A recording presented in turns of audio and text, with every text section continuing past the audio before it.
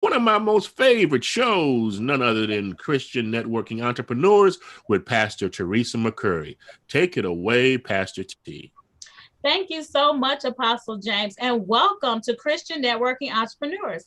I'm your host, Pastor T, and Christian Networking Entrepreneurs is a platform where small business owners, no, emerging entrepreneurs, okay? Emerging entrepreneurs, small business owners, and community leaders come to share strategies, resources, and testimonies about how to succeed in business. So thank you all for tuning in. So before we get started, Raquel, and I introduce you, I want to share it on my Facebook page. So you can go to your Facebook page and share the show so your viewing audience can see it. So as we're sharing our show, I am going to introduce our guest for today. So our guest for today is Raquel Robinson from Royalty Financial Services. Welcome to the welcome to the show, Raquel. Thank you.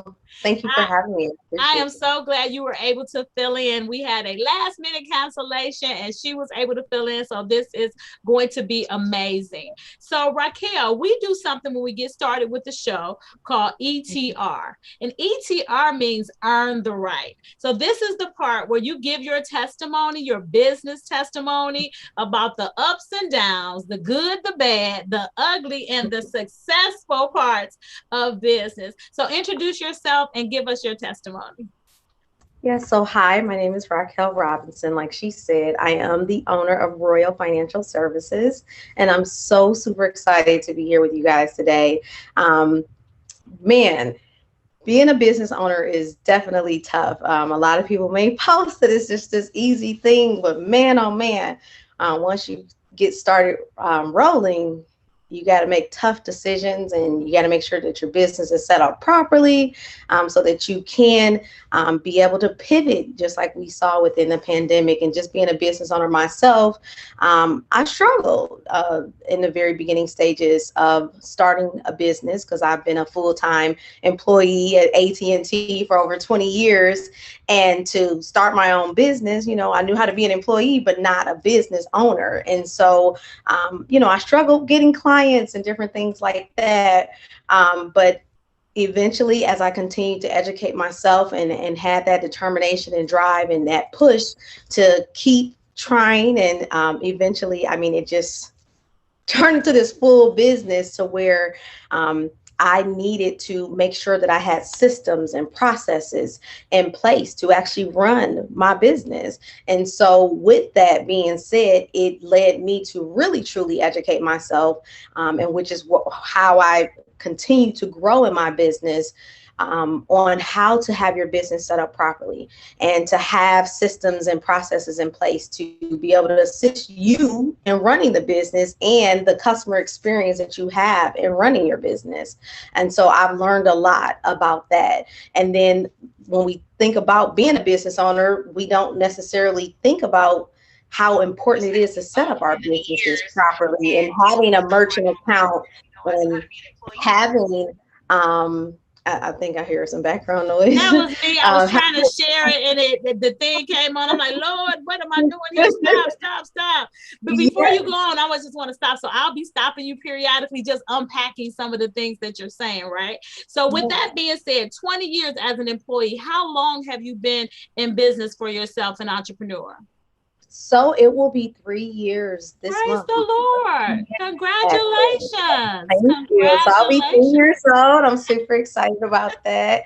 I'll be having a big celebration because it's been a nice little rocky road. I'm sure. Standing. And,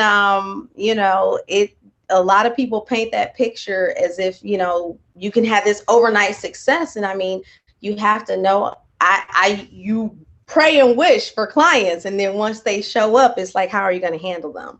You got to think about that customer experience and how you're going to interact with them. And people don't think about that. You may wish for 500 clients and, I would love to have a business with 1,000 clients, but can you handle managing those stuff? That's something that's very important. Yes, and people don't talk about that. So 20 years working at AT&T, how did you make the pivot from corporate to being your own boss? Well, I mean, definitely stepping out on faith and believing in myself is definitely one of those. And then just having that determination and drive, setting goals, and continuing to educate myself, and making sure that I'm doing my due diligence on how to be a business owner, how to properly run a business. I'm always taking courses. I'm always educating myself so I can just stay abreast of what I need to be doing, what else is out there, where are the assistants at, that can assist me in my business. Just all of those different things is what I've done to help me be successful. So what made you take the big leap? What made you take the big plunge? Did they get on your nerves one day at work and you said, I'm out of here? Or were you So, already planning to go well, into business? believe it or not, I actually still work in my job, Oh, and man. I'm a full-time business owner. So I am still at AT&T, and I still run a full business as well. So that's very stressful. I can But I do plan understand. to I as well understand because that. I've There's a name for that. It's called a parallelpreneur. And to me, yes, that's one of the smartest ways to go about yes, starting a business. It's like if I am in corporate America, that's when you learn your systems and your processes. And you yes, take those systems and your processes and you can yes, apply them to your business, because there's something to be said about being in corporate America and how they how they are successful, because they do have systems and processes in place. So kudos to you being a parallelpreneur. So being a yes, parallelpreneur, that means that I have a corporate job, and I call them my benefactors because that check funds some of your business. absolutely. So speak To about be that. honest, that is really has been my secret sauce. Um, Utilizing the skill set that I've gained from my own job, because not only have I been in corporate America as an employee, I was also the VP of Women of AT&T, which is a nonprofit. So I ran that for years. So I have that experience. And I just got to experience um, how to run things and how they run things. So I have team meetings with my own employees and my team. And, I do a lot of the same things that I see within corporate America with a Fortune 500 company that I try to implement within my own business. And when I see certain things and how things are presented to my clients, I think about how AT&T and years ago, I'm not on the phones or anything, but years ago when I used to be on the phones, just how they were adamant about the verbiage that we would say, and thank you for choosing AT&T. We appreciate your business, and I want that same type of customer service, and I'm adamant about the verbiage that we say to my clients, and I want that customer experience, and I always pay attention to that. How is that looking for the customer? Anytime I roll out anything, I always try to go through the experience myself first. How would I like this as a customer? And so we have to get in the habit of doing those types of things. You just can't roll out a product. And so even though I may, roll out something and then I'm like, oh, I feel like that could be better on revamping it. You know what I'm saying? Like it's like it's just a ever changing, ongoing process, and it's like you just want it to get better and better, and you become obsessed with just getting better and better. So And that's what it's it's actually about. fun. That's Yeah. what it's about, being I call it a visionary, being a business owner, being an entrepreneur, being a leader. So when you're in those positions, your job is to never get stale, right? Because things are Yes. changing around you. So if you just sit and park, Absolutely. and while you're parked, everything else is changing around you. So then before you know it, you're behind. Right. So you have Absolutely. to be in the mindset of what's next. What are we going to do different? What's going to be fresh? What's going to be new? How are we going to revamp this? And then having team members that will also have your heart, that want to do the Absolutely. same thing. Yes, and I have such a great team. That is probably one of the most important pieces as well, because you're nothing without your team, and you can't get too far. I struggled the most when I was a one-man show. It wasn't until I started hiring and getting people on my team and getting the assistance that I needed, because you're all over the place. You're trying to wear this hat, wear that hat, do this, do that, and it's like, oh. oh, okay, I want to make sure I want to do this. Then you're forgetting things. And I used to know every client's name. And it's like, now I've grown to the point, oh, who is that client? And it becomes a lot. So it's like, you have to have those system and processes in place so that you can document their file. And so no matter who speaks with them, they know what's going on or where they're at.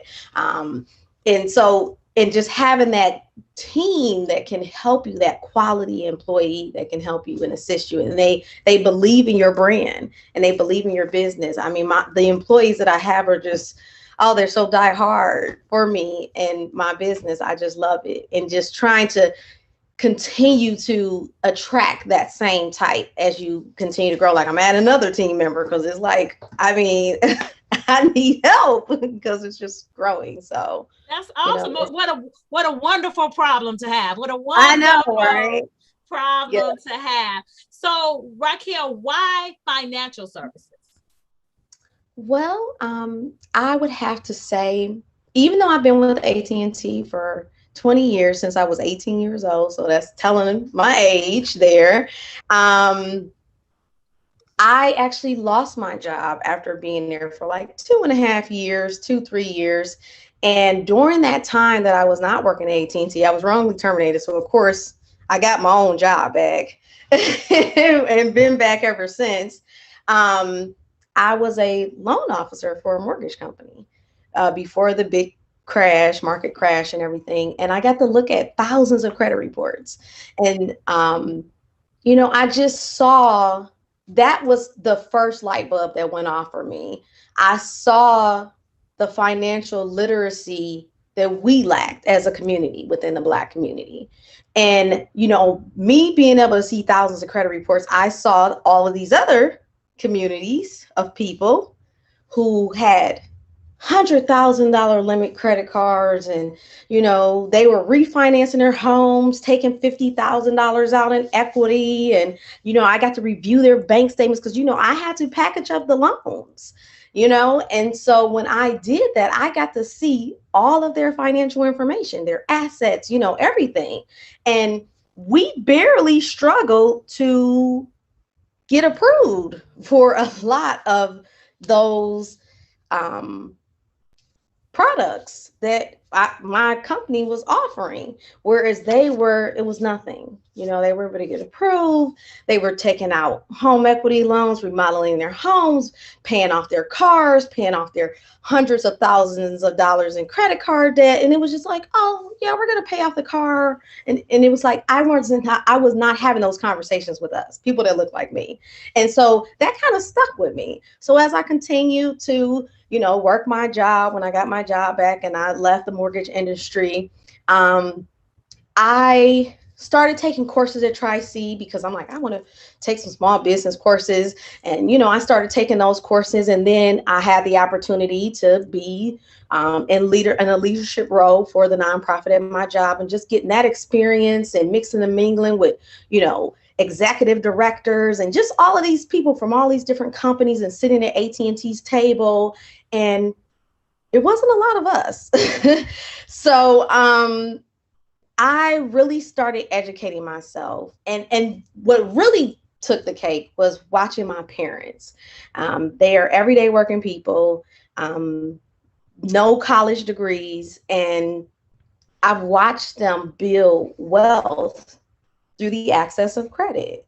We lived in a home in the Glenville area. That's where I originally grew up. Then we moved. My mom and dad then bought a home in the borderline of Shaker, Cleveland. So then we went to Shaker, and they could just continue to buy home after home. Once one home was paid off, they rent it out, get another home, and they live in the city of Oakwood Village now, in a beautiful home they had built. And then my younger sister needed a home. My mom went and purchased that home, and she rents from her. Then my brother needed a home. She went and purchased a home, and he rents from her. I mean, me and my older sister, we bought our own homes, but just continue to watch my parents acquire property and the things that they've been able to accomplish. And they're regular everyday people. They don't have high paying jobs or, anything like that. But it was due to the access of credit that they were able to obtain and build wealth, where they have multiple streams of income. My dad is now retired, and when my mom decides she wants to retire, they have supplemental income to assist them along with their employment benefits. And so watching that and growing up and seeing that, it's like, we don't have to be rich. You know what I'm saying? Like, we just need that financial literacy. This is our access. This is our key. All we need to do is educate ourselves, learn how to be financially responsible. You're going to be rewarded. This is the information that we as a community don't know. And then, I'm also seeing, we're opening businesses, and I've had so many conversations with business owners and of all colors. And it's so unfortunate to see how many people actually have a business and they have no clue on what an EIN is. Or they think that, they can just go rent a space and open up shop and just start using a name, and they've never registered that name. They've never trademarked that name. And it's like, who is going to educate us on this information? And it's like, we need to know, because no one can, if you go try to start using Amazon's name, what's going to happen? They're going to send cease and desist. And if you made any money off of their name, they're coming after you for it.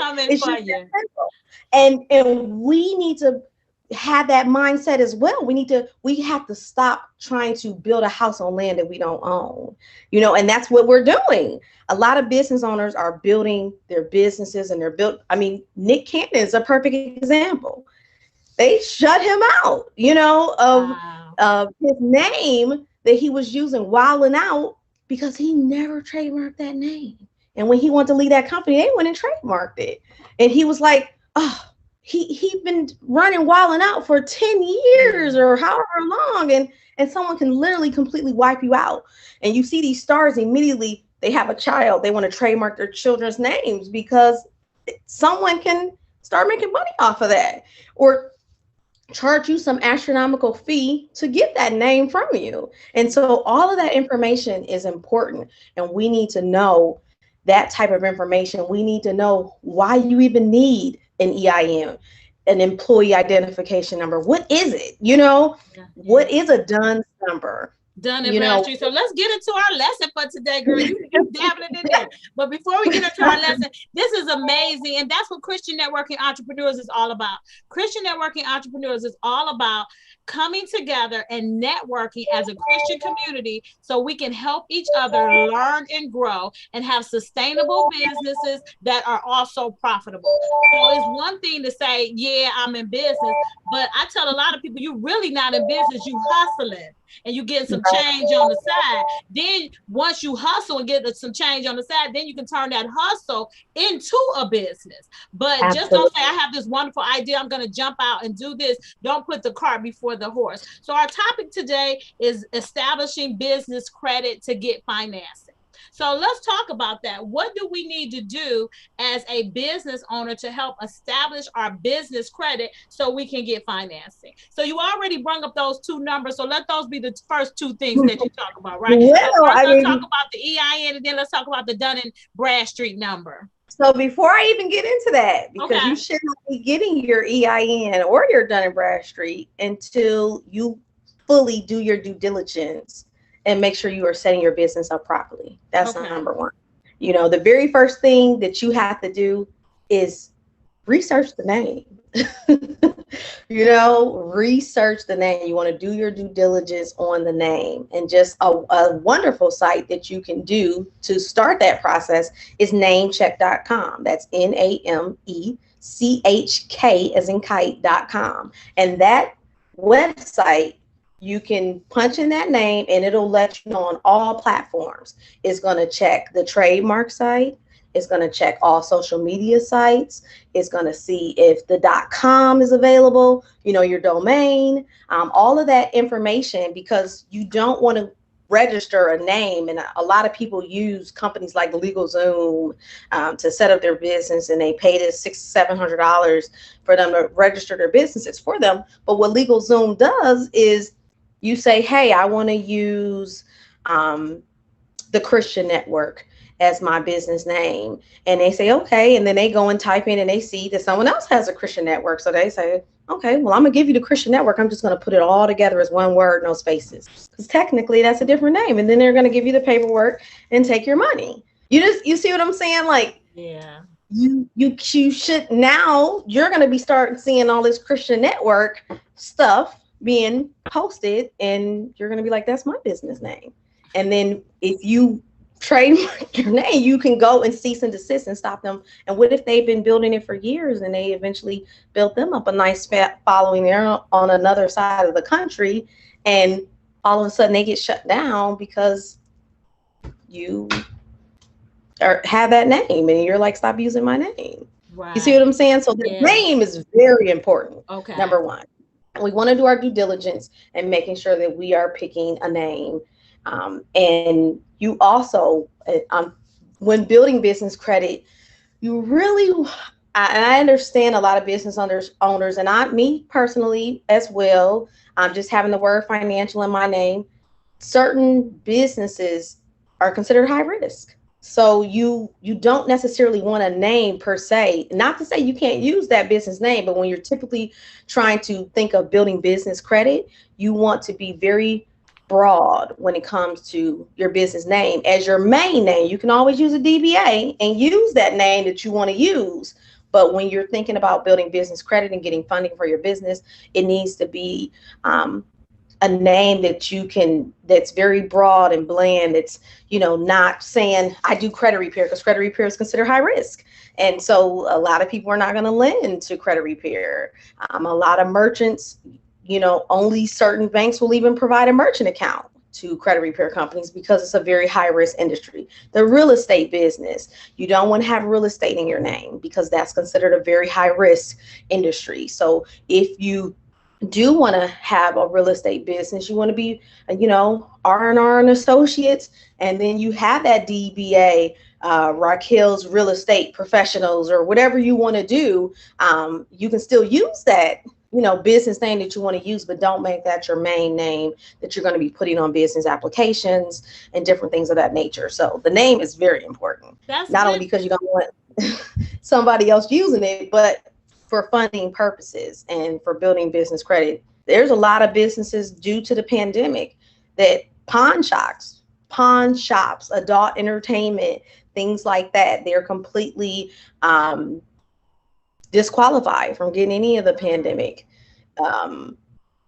money because of the type of industry they're in. It's whatever. I'm not familiar with those industries, but you know what I'm saying? Right. It's certain industries that are disqualified, period. Even though you may run your businesses by the rules or whatever, you're disqualified, even if you suffered a loss. So it's unfortunate that you have to do your due diligence and see what industry you're getting into, what's going on in that industry, what type of pivots that you may have to make because of the type of industry you're choosing to go into. So name, number one, is very, very important. That's having good a business that you said that with the name, because I know, like, for my viewing audience, I have a business and the business is registered as Inspire Me Super T. So I registered this business back in 2006 and done some things with it. And then with the pivoting going on, that's still my name. So then I was doing business as Inspire Me Incorporated. So when I was doing business as Inspire Me Incorporated, my target market was the beauty industry, and I coached beauty entrepreneurs and helped them with their business and whatever they needed. So if you were in school and you wanted to do this, I helped you. I was a platform artist for L'Oreal for years, so I helped you in that capacity. And then when everything shifted, I was like, okay, I have to shift. So now that I'm a pastor and I'm building a brand, my business name is still Inspire Me Super T, but I'm doing business as Super T Inspires. So that's something that you can know too. So you can have a business name and you can have as many DBAs as you like to fall back on that one name. Absolutely. And so when it comes to you putting in an application or getting funding with the lending that's going on right now, if your business suffered a loss with the Paycheck Protection Program, you got to put inspired by T on your Right, application. inspire me, super T, right? Because that Yes, has the history, right? So that has the history. absolutely. That's the real name of the company that has been in Yes, existence since 2006. So then now, absolutely. Super T Inspires just starting in 2021. So it'll look like I'm a new business, but in reality, I'm an old business. Absolutely. Yeah, And so so that's that's very good. important that you can, utilize the DBAs for whatever industry or business you want them to represent. And you'll even see it a lot. You go to Target and you all of a sudden look on your statement and it'll be like G&G charged you. Target, it don't because they're using a DBA for Oh their yeah, merchant account. they have. You see what I'm Yeah. saying? Like, it's asset protection. In some form or fashion. You want to have, different things set up, or they may even say on the receipt, you will be charged by Raquel Robinson and Associates. You may have done business with Royal Financial Services, but on our, Right. merchant, it's going to show this on your credit card statement. And So that's it's why all. you may see those things, Yeah, it's all in the the big. name. It's all in the name. I like that. It's all So in the the name name. is very important. Number Okay. one, name is very important.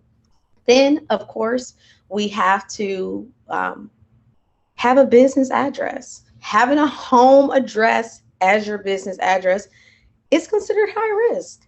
It's public information. One thing about your personal credit, you have to give permissible purpose in order for them to see your credit report. But for a business, it's public information. You can go look up Amazon and see where they're located and all of this other stuff, and with every business. And so that information is public information, and it's just considered high risk when you have a home address as your business address. If you were a plastic surgeon and your business is Plastic Tees and Associates, and you have your home address, people are going to be like, you don't have a facility? You want me to come lay on the table at your house? You know what I'm saying? Like, it's considered high risk, and especially when it comes to lending, it's considered high risk. When And they then were giving out, go and then ahead. they won't even allow you to put a PO box. So that's not Oh, even absolutely acceptable. not. Oh no, No. that's not even acceptable. And even last year, when they were giving out grants for the state of Ohio, the number one thing that they said is if you don't have a brick and mortar, you're disqualified. All of these businesses that may sell t-shirts and print all your logos and do your business cards, and they work from home, and if you don't have a physical, real, true business location, you were disqualified from that $10,000 grant by that reason alone. And so the shortcut to, you may not be able to afford to get a business address, and that's okay. That's where the virtual address comes in at. You can have a virtual address. And so that's where you can utilize some of these brick and mortar addresses for your business for mailing purposes, to put on all of your professional documentation. There's a receptionist. You can rent out a room if you need to meet a client. And it's very inexpensive. Some virtual addresses are as cheap as $50, $75 a month, something very affordable. And then that way you have that professional representation of your business, and you can put that on the application. You can receive mail and all of that good stuff and look like you are the big boys. In order to get money like the big boys, you gotta look like the big boys. All right. You go look up Panera Bread, they don't have a home address. They don't have a cell phone number. They don't have a Gmail account, a Yahoo. You go look up Pizza Hut, you're going to see complaints at pizzahut.com. You're going to see support at pizzahut.com. You know what I'm saying? Like, right. We have to be the same way when it comes to our businesses. So having that professional address, if you don't have one, you're not ready to get into a real office space because maybe it's expensive and out of your budget, you're going to have to invest and get a virtual address. Right. And if you know a business owner that does have an actual location, maybe you have a friend or a family member, someone that may be in business, ask them if you can pay them to utilize a mailbox, a piece in their business, just for that representation. You'll be surprised Yeah. what people may allow, and because that's all the other businesses are doing. They True.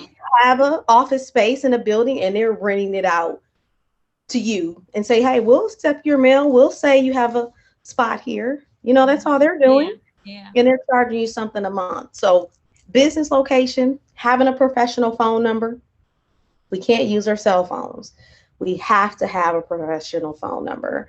They check that when it comes to business credit and business lending, and having a professional email address.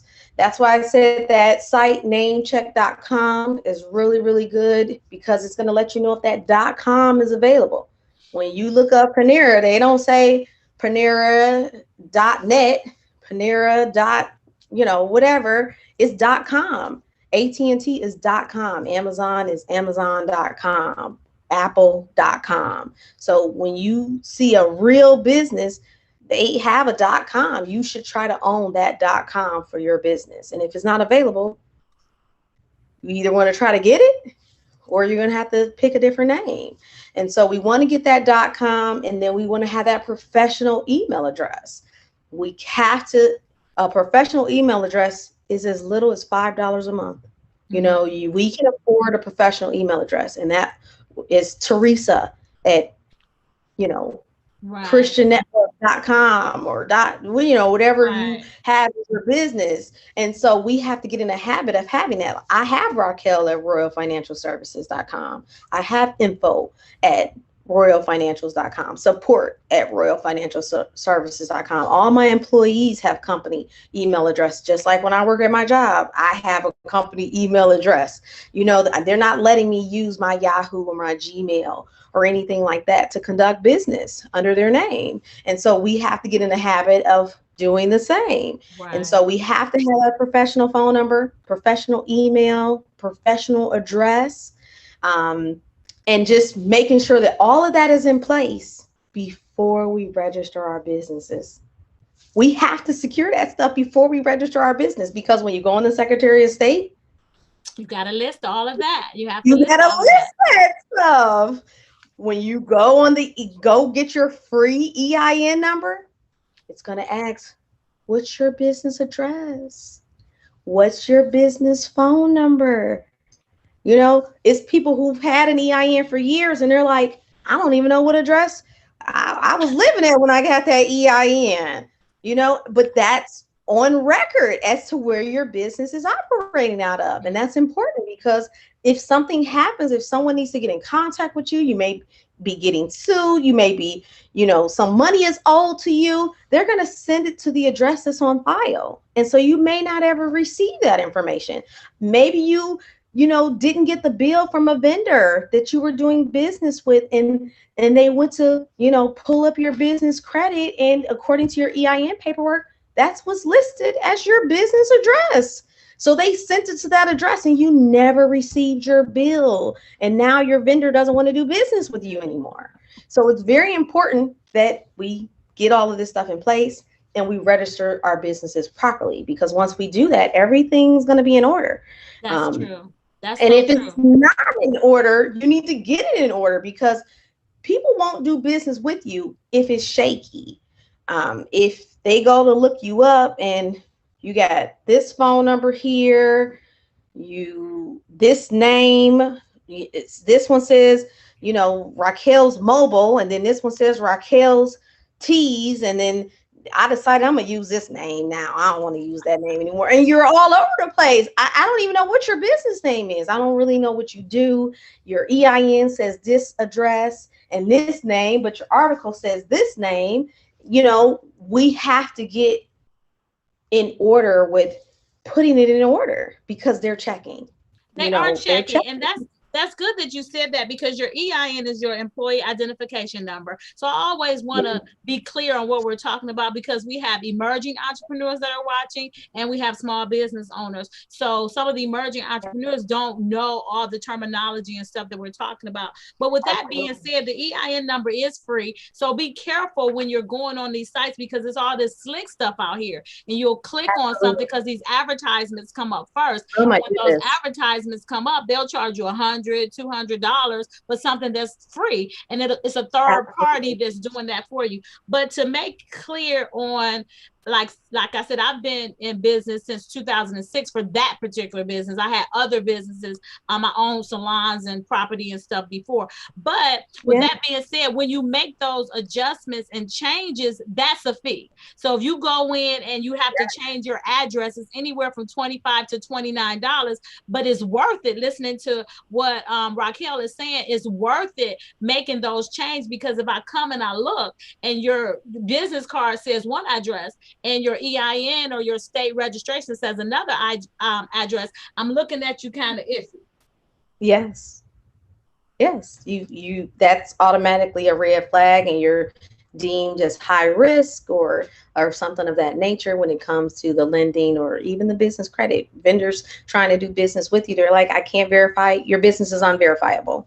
And that's what they're going to send back when they decide whether or not to lend you credit. And so that's very important that we set our businesses up properly, because it's going to determine you being able to get the starter accounts, just the starter vendors that will lend to anyone, right. So that you can build that foundation and do that groundwork to build your business credit. That's going to be important. So doing your due diligence and making sure that your business is set up properly is definitely number one.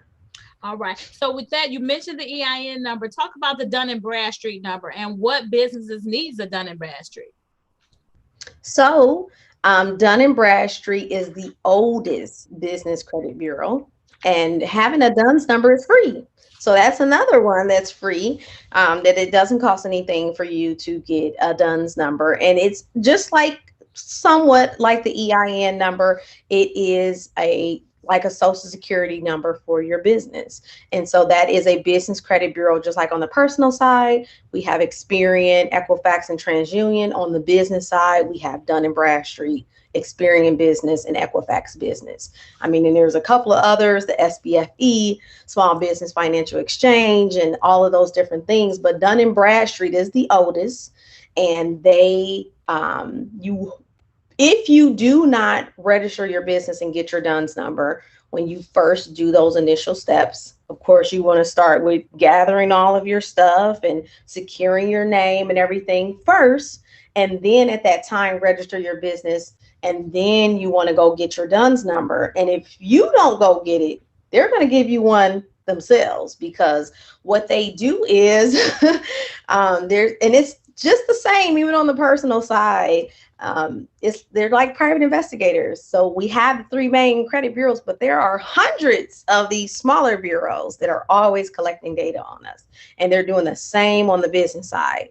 On the personal side, is more regulated. On the business side, it's not regulated as much as it is on the personal side. So we have all of these companies that if you don't report your information, then they're just going to go scrub, the internet and whatever information they can find, whatever you done register somewhere, you done went up and set up a company phone or a cell phone in your company name, and whatever information you put down, then they're going to start gathering that information and putting together a file for you. So if you don't have a DUNS number and you've been in business, you have a DUNS number.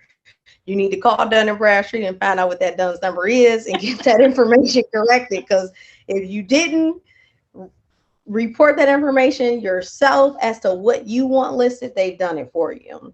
So it's very important that you are the first person to put that information out there as to who you are and what you represent, because if you don't, they're going to do it for you. But a DUNS number is free, and that is utilized a lot of applications.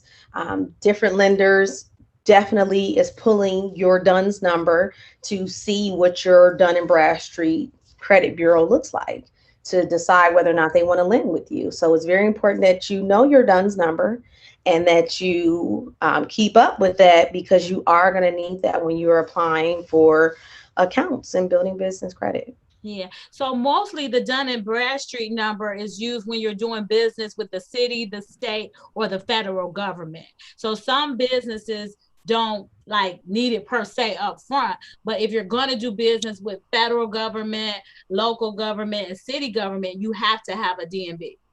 Oh, absolutely. Yes. I mean, and I should have said that. You definitely need it if you're going to do business with the government, but you Mm-hmm. are also going to need it, period. You need to have your DUNS number, period, because vendors are using it. Sam's Club, you want a Sam's Club MasterCard for your business, they're looking at your DUNS account. So you do need that DUNS number. They are checking your Dun and Bradstreet credit bureau for your business. So you do need your DUNS number, and you need to be monitoring what's on there, and making sure it's accurate, because the business side is not regulated like the personal side. So I've seen people have things that were on their business credit that was not theirs. I've seen people, all types of mixed up, people using the same company name and different things that can pop up on your business credit. And I mean, nobody's going to tell you or fix it for you. You have to do your due diligence and check that. Awesome. And Awesome. and also, just with the Dun and Bradstreet, once you do register and get that DUNS number, Dun and Bradstreet is going to start calling you like, hey, we have these credit builders. It's $1,800. You don't have to pay for that. You can build business credit without their products. They're just, they're salespeople, and they're in the business of making money. You do Right. not have to pay for a DUNS number. They do offer, if you want expedited services to get the DUNS number, you can pay for that. But typically they give you your DUNS number literally within like 5 days. And the longest I've seen it take is 30 days. So you can get a DUNS number within 30 days for free. All right. Awesome. So with that being said, what are some of the things that the viewing audience need to do to help build their business credit? So, like I said, making sure your business is in order properly is number one, and registering it properly is the very first thing in order to build business credit. And then actually starting to do business with starter vendors. NAB is an excellent company. They're one of the only companies that allow you to view your business credit reports, all of them, on their platform. That's NAV, Nancy Adam Victor.com, and they have a business builder option where you can pay. So you can view your business credit reports for free, but you can pay to have their business builder, and it's like $39 a month. And with that, you just paying to actually view more in depth of your business credit reports. They'll actually report that to all three of the credit bureaus as well, to help you start building business credit. Awesome. And so I normally NAV is, don't oh, go I ahead. normally don't do this, but somebody asked a question on Facebook. She said, should I have put my DBA on my original paperwork? Yes. So with the Yes. DBA, let's be clear. The DBA, first of all, you have a business name already, and then you're Yeah. doing business as something else. Yes. So first is you Excellent. have your original business. Like I said, my original business is Inspire Me Super T. That's what I'm registered with the state in. That's what my attorney filed when I did my first papers. Then for the last 10 years, from 2006 to 2019, I was doing business as Inspire Me Incorporated. So then when I shift, I didn't want to continue doing business as Inspire Me Incorporated because that was attached to the beauty industry. Now I'm doing more ministry work. So I'm still Inspire Me Super T, but my DBA now that I'm using is Super T Inspire. So I hope that answers your question. And then somebody And just just said, so people know that you're just going into your original entity number and making a change on that initial business when you're doing a DBA. If you're just going on the Secretary of State, a lot of people just go and register a trade name, and that's like separate, which you can do as well under your original business name. So I don't want that person to be confused. You want to continue to make sure you keep up with your entity number of your original business, and continue to make changes underneath that original same business number. if that's what you want to do. Right. Otherwise, you're almost like starting a something whole new. new business, right? Because when you put your information in, that number will show up. And then when you do your DBA or your fictitious name or however you're going to register it, it'll go all the way through. And then when you look it up, it'll all be listed up under there. Exactly. It'll be attached. You'll be able to see from 2006 all the way up to now, every change you've made. Yeah. Oh, okay. So Inspired by T has been doing some business here. Yeah. They've been, so we'll be able to see that. Yeah, and then go in and change your address if you move. And that's why I said it's a fee to change those addresses, but to get the numbers is no charge.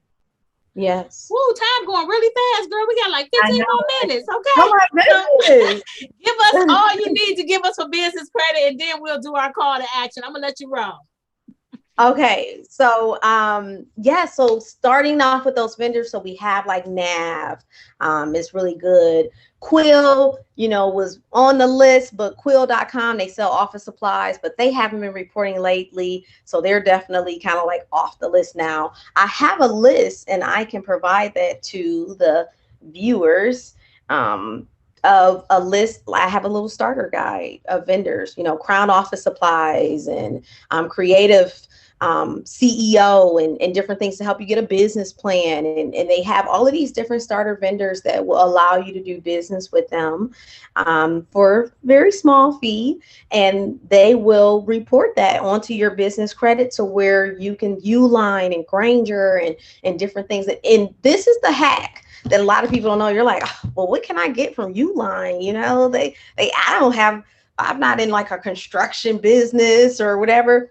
Get you some garbage bags, get you some toilet paper, some paper towels, something that you can use at your home, or go find a friend that needs a drill. Okay, you're over here fixing, you need a new DeWalt drill. Okay, how much do you plan to spend on that DeWalt drill? Okay, $100. Okay, this DeWalt drill is $150. Instead of me having to spend $150 here, give me the $100. Only spend $50 to start building business credit.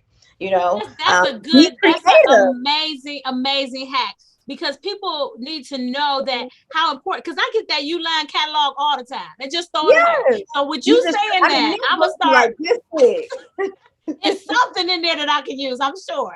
Like you said, some garbage bags. Buy your husband a lunchbox. Buy him a lunchbox. They got lunch boxes and all kind of stuff. Some nice little stuff. You'll be surprised. I done found all kind of stuff in those little catalogs I done bought to build my business credit. So very, very important. Go ahead. What about business credit cards? So talk about the difference in having your own personal credit card that you're doing business with and actually having a business credit card. Yes, so that is another thing, and that's what the beauty of business credit and why we have to get in the habit of building business credit for our businesses, because we want to separate ourselves. You don't want to mix and mingle your business with your personal. You want to have a business bank account. I can't even believe I didn't say this, but your business is not born until you open up that business bank account. That is what births your business. You can say you have an EIN all day long, but until you have that business bank account, you ain't a business, because a business has a business bank account, period. That's when you're born as a business owner, and you want to put money in that account. Typically, just to have you have a bank rating. They are looking at that, the SBFE, the Small Business Financial Exchange. They're looking at your business banking rating, and just to get a reasonable bank rating for business credit, you need to be maintaining at least $1,000 a day in your business bank account.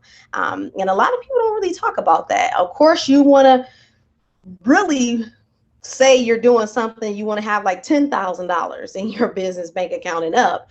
But if you can maintain at least $1,000 a day, then someone, even being beginning business, will lend to you. The banks will. You may be able to get you a small line of credit or something like that. So you want to separate yourself. You want to have that business bank account and not use your personal credit cards. And having your personal credit in order is also going to be a really good thing to have as well. But you can get credit cards. Like I said, Sam's Club is one of them. You can get a Sam's Club MasterCard without them looking at your personal credit at all. So that is huge. on how you can get access to different cash cards, divvy, I have all type of business credit cards that completely my business was able to get those accounts because of the business credit that I have. And so that's why it's very important to get those starter accounts, because as you gradually go up, I can tell you right now, Sam's Club is calling your business number. They're checking your business address. Best Buy, they're checking to see if you're a real business.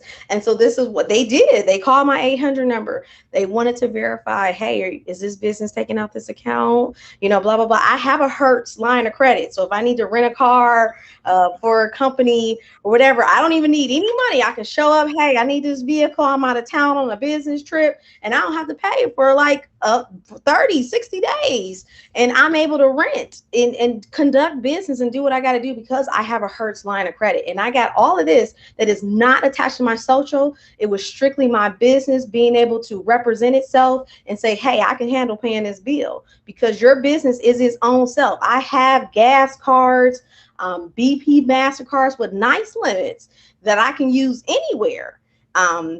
That my business was able to get on its own because of the foundation that I built with my business credit. So it's very important that you can get that. But when it comes to the major credit cards, you're thinking about your Chase, your American Express, things of that nature, you are going to have the personal guarantee unless your business is doing like 2 million and up. You really, you know, doing some good stuff, and your business can really handle its business and can handle those bills.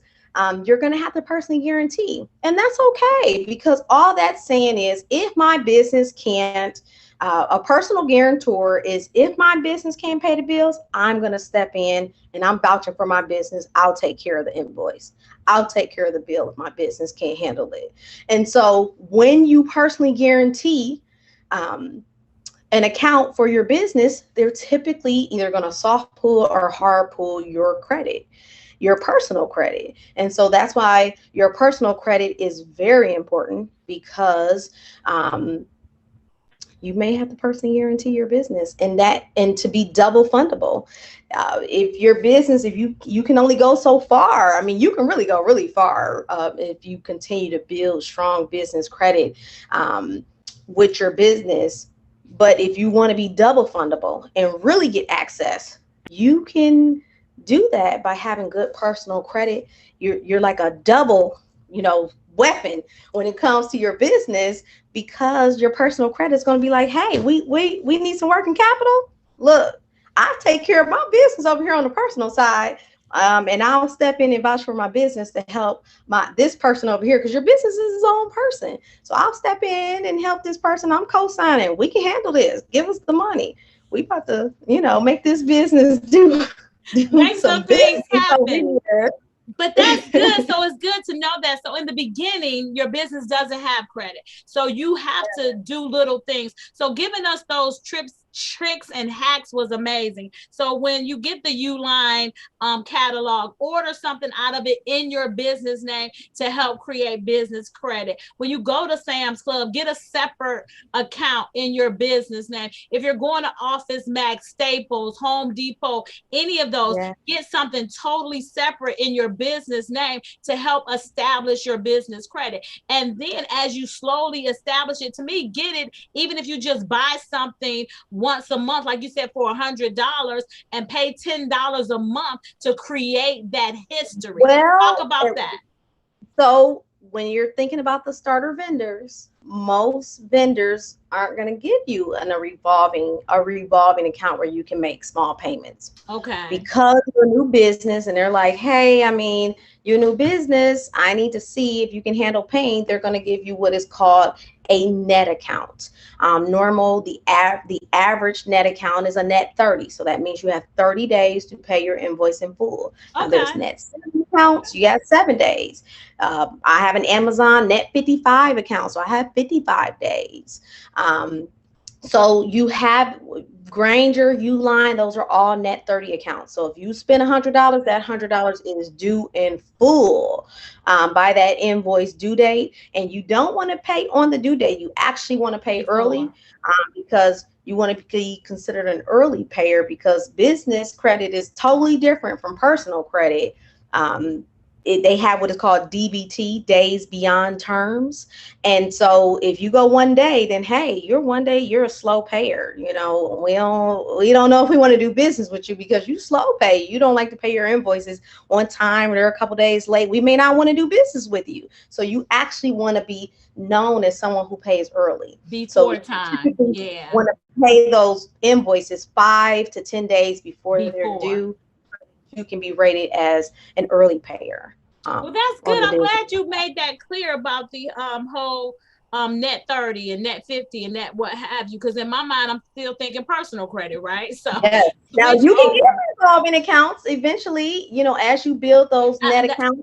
That's where I am, right? So but for the revolving, Sam's Club, MasterCard, those are revolving cards. You can get the revolving, but typically a brand new business is going to start off with a net account. The gas cards typically are net accounts.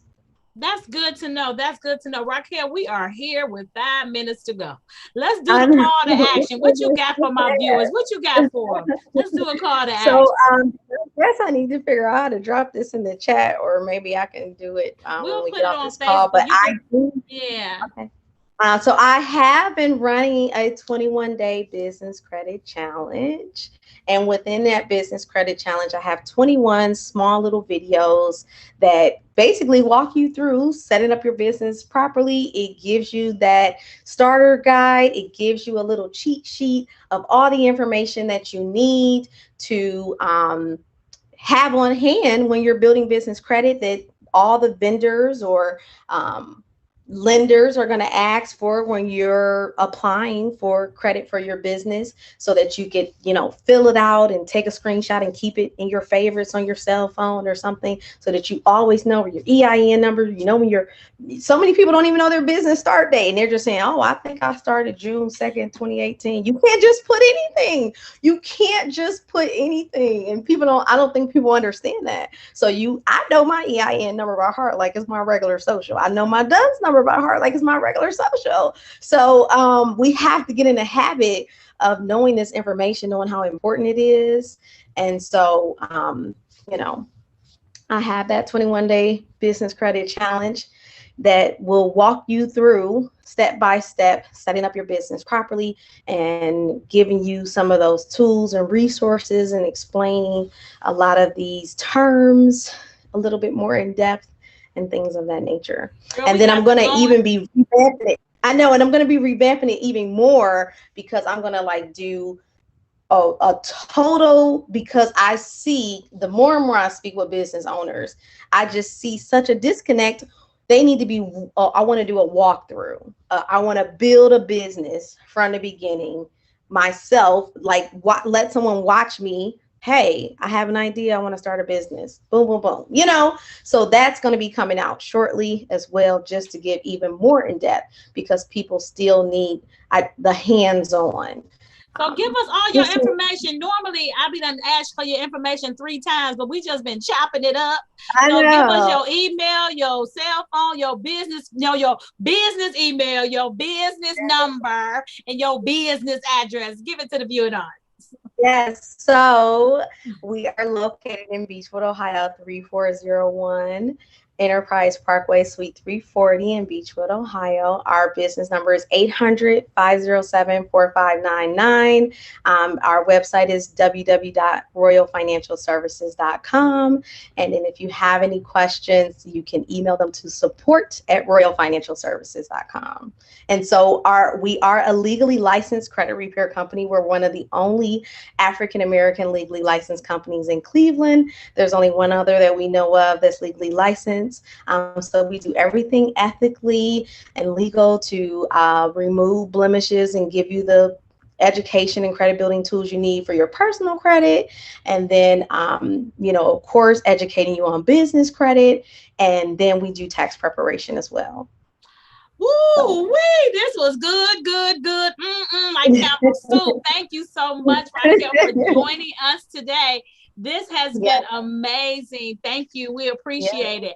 And then Thank you for having me. Oh, my pleasure. We'll definitely have you back. But on that note, we are planning a financial literacy workshop with Pastor Charles Payton, who is a banker. Raquel is going to be there, so you get to meet her in person. And this is CNE coming back. So what we used to do, CNE used to have a quarterly networking event. Since a lot of people have gotten vaccinated and you're ready to get out and breathe, on May the 20th, which is a Thursday, mark your calendar, we will be having our, we're back, CNE, May the 20th at KAZ Radio TV, the Euclid location.